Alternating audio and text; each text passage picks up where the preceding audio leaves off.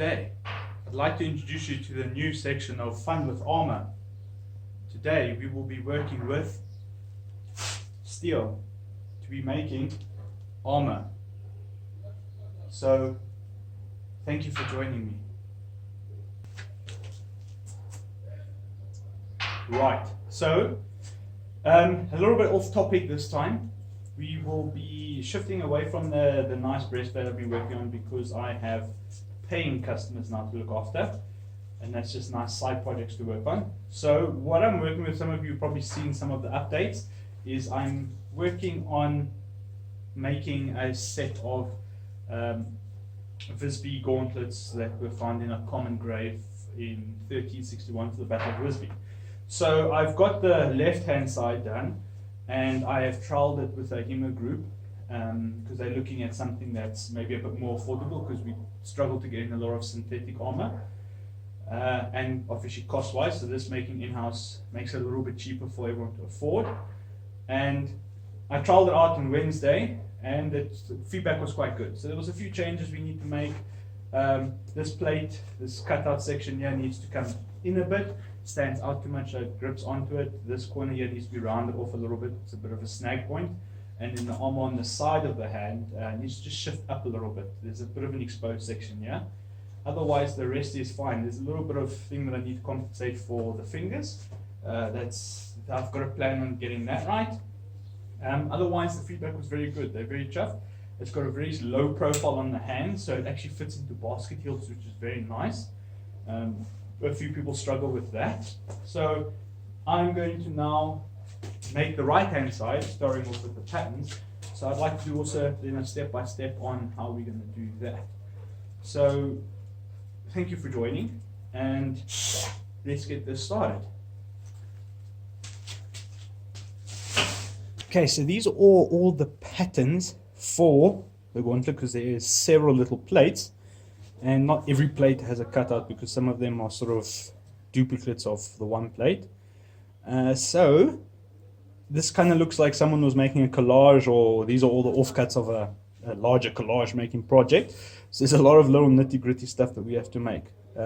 This is using 1.6 and 1.2 between the different plates.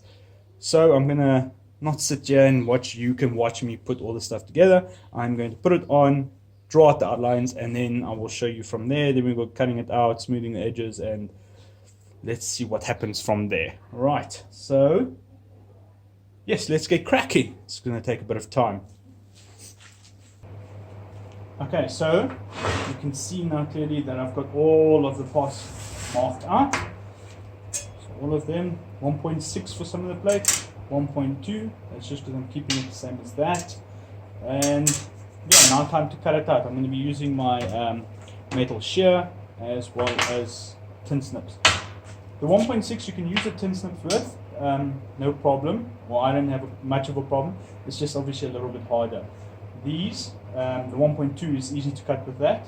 And then this shear just helps with long straight lines, really, to speed up the process. You give it a rough cutout, and then I use the fine work I do with the tin snips. So yeah, I think let's get this going.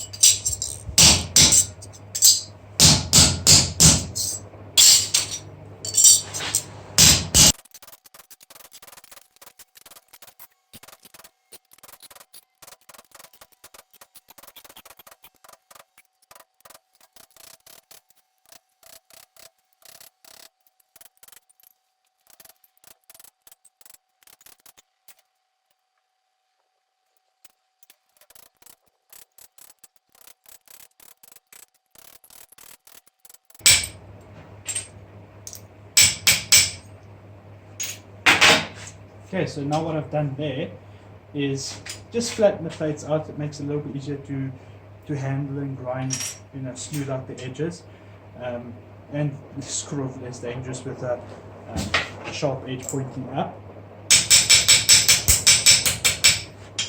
So yeah, just flatten them out, makes them easier to work. Also get to see stuff that you've missed if you handle it over again. Just a few things like that, and so it just generally helps. I feel it helps. So yeah, so then I use I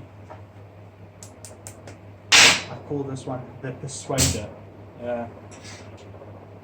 It does generally tend to help sometimes to persuade the metal. But yeah, so there's those pieces cut out, and now we're going to move over to my belt sander, where I will smooth out the edges, get rid of the sharp corners, just the basic stuff like that. Then once they're polished out, we will move over to bending and shaping them. Thank you.